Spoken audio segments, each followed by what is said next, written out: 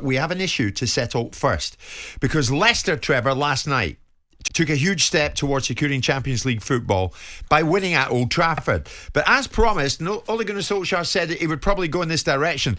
But maybe we didn't think he would go so heavily in this direction. Manchester United made 10 changes for this crucial match. I was sitting in Sky Sports News last night. I thought, 10? Yeah. Are you kidding me? Then we hardly recognised the team. Yeah. Now, of course, this had big ramifications, Trev, for the top four race. Was Moyes and all the West Ham fans, were they right to question sporting merit here and the integrity of the league? I think so.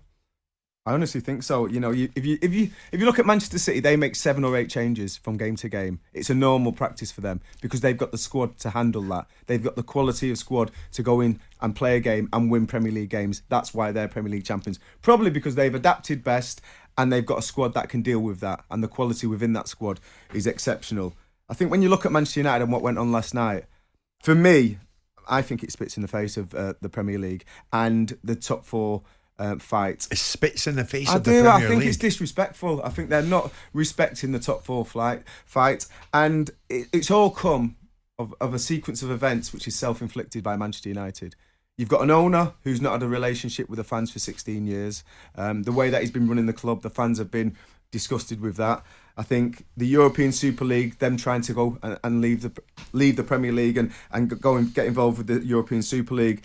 The fans' demonstration was a risk. They knew it was a risk. Pundits, journalists, everyone was talking about it the week before the Liverpool home game. They didn't do anything about that. They allowed the game to be called off against Liverpool by not safeguarding their stadium. And listen, there's a lot of different perimeters at Old Trafford. It's not just the street and the ground. There's different layers that you have to get inside to get to the ground. Yeah. They didn't safeguard that. And because of that, now they've been given a fixture pile-up where they've picked out the Leicester game where they're going to put a weakened side, a second fiddle side, and actually that's the last thing that was going in the Premier League. Yeah. The top four, the bottom three have gone. The Premier League's gone. It's been won by Manchester City. It was the top four, and I think for the Premier League, it takes a little bit of the excitement away in the latter stages. Well, Simon, surely there's merit in what Trevor is saying there. I noticed you were shaking your head, but big ramifications in the top four race. Yeah. Ole Gunnar Solskjaer said, "I might make a future." He makes 10. Yeah.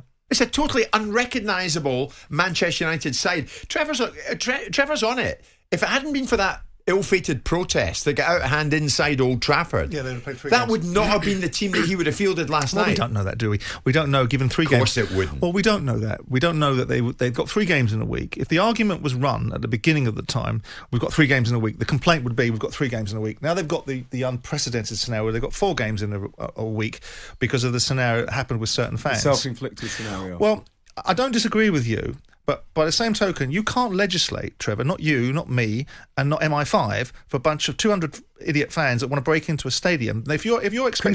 Controllable, Simon. Hold on, Trevor. If you're expecting fans to behave in the same way that Arsenal and Chelsea fans did, right, then you might adopt the same processes that Arsenal and Chelsea did to enhance the opportunity for fans to protest.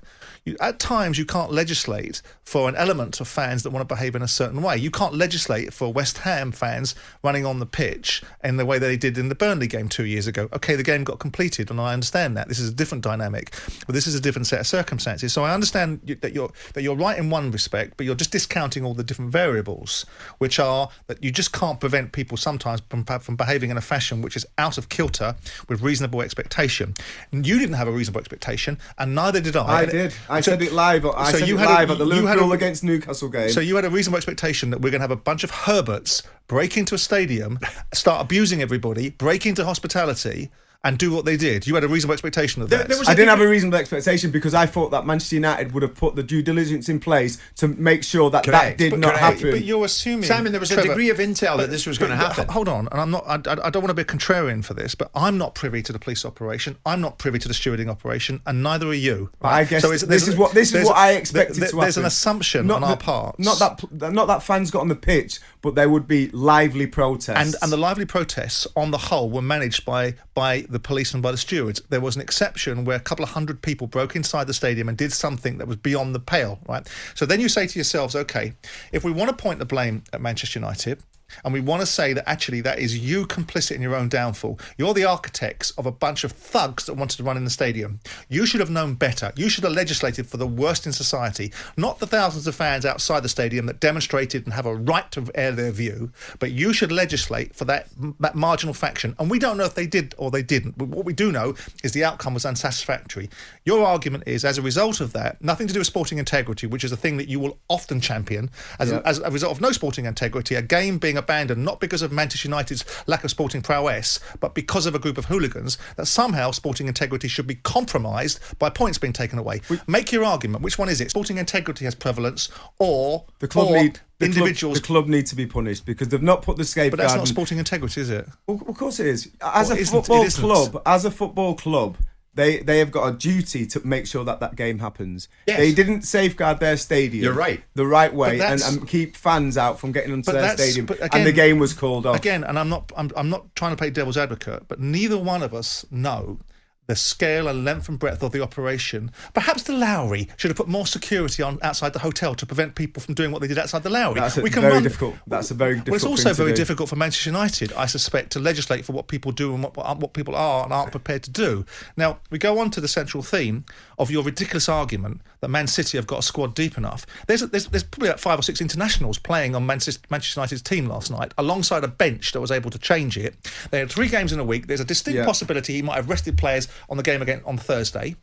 So we don't know, and the argument is that ultimately West Ham, who haven't done their job on the pitch recently, should now be feeling victimised by the fact that Man United put out a slightly weakened side. We're about to hit the half-10 bulletin. We'll get to that because we'll obviously continue this the other side of the break. You sat on the fence last week, Simon, about whether or not United should be punished. Trevor at least is coming out with points deduction. I didn't, Jim. I just didn't want to jump on your bandwagon, which is basically to say they should be sanctioned, because I didn't see how they were going to do it, because it wasn't actually So what should happen? A week on, what should happen? Well, what has happened? Are you still sitting on the fence? No, I don't know what the sanction should be, because I don't see the reason for a sanction. Okay, that's a yes. It's Trevor, your basic premise in this is this.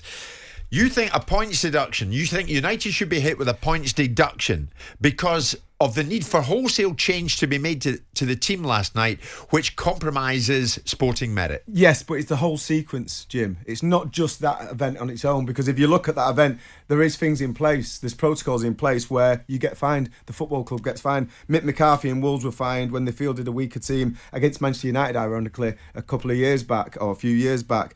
This is normal when you put a weakened side out. But the reason they're putting a weakened side out is for their own doing, because of the way that the football club's being run, trying to join the European Super League, the fans' demonstration risk, which was there, they didn't do anything about it. The game ended up getting called off against Liverpool. Now, if they would have lost that game against Liverpool, do you think that side would have been the same side that played Leicester last night? Of course it wouldn't. No. Because Leicester would have been the biggest threat to try and catch Manchester United. I don't think that would have been the case. Now, the fact that they made 10 changes, which is very, very unlike Manchester United. If it's City, like I said earlier, it's normal. If it's Manchester United, these are a lot of players that have not really played or featured a lot for Manchester United this season. Yeah. But obviously, the sporting integrity of that top 4 race comes into question.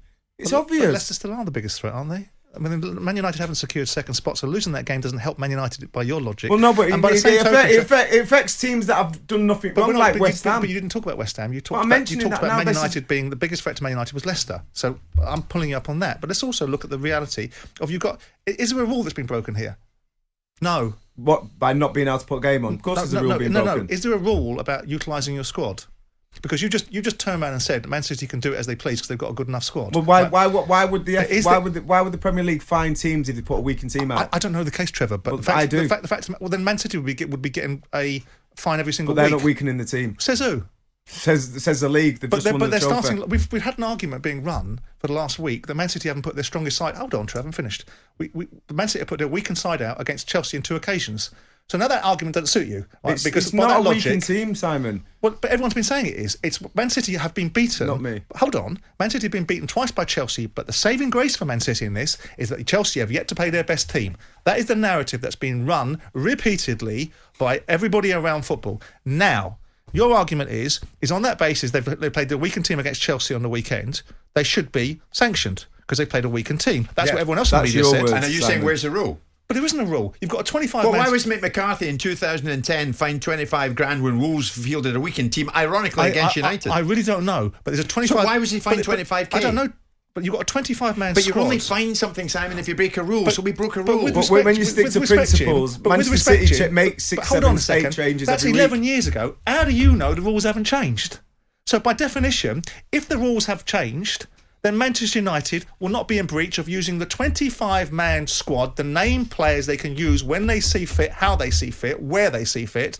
And we don't like it. Well, we don't like It's it, not but they're in not the breaking any spirit of rules, that are top they? four. The Simon. spirit of what? The top four. You- Because are we gonna talk about the integrity of sport, if you Trevor? ask Chelsea, Liverpool, West Ham and Tottenham if they would love to play that B squad that Leicester played against last night, they would rip your hand off. of course They've they not would. had the opportunity Of to course do they that. would. We could also turn around and say on many occasions where teams have played Liverpool played a weakened team against Fulham 2 or 3 years ago, right? And made 9 changes because they were playing in the Champions League. Did they get fined? Deafening silence. No, they did not. Let's So hear the from a ru- so the Liverpool rules fan. are different. Ian's a big Liverpool fan who's listening and waiting. Ian, good morning. All right, boys, you okay? We're all right at the moment, Ian. What's your take on this? What do you think of what United did last night in terms of 10 changes? Listen, mate, 1994, we beat Blackburn. And through their own fault, they got beat by West Ham, but we never went out to lose so they don't win the league. We beat Blackburn, and they should have won the league that day. I'm just thinking to myself, UEFA Cup, all right, it's an important cup, you know what I mean, and playing us on Thursday, dragging nights and all that, but there's a slim chance there, right, to put pressure on Man City. If they could have beat Leicester and possibly beat us on Thursday, and then that gives a bit of pressure. Newcastle are kind of safe now, so you never know. If Newcastle could have took 3 points off them. They were in a slim chance to win the best cup you can win. Now, regardless of the Champions League and FA Cup, the league winning the league is the main cup. All right, Ian.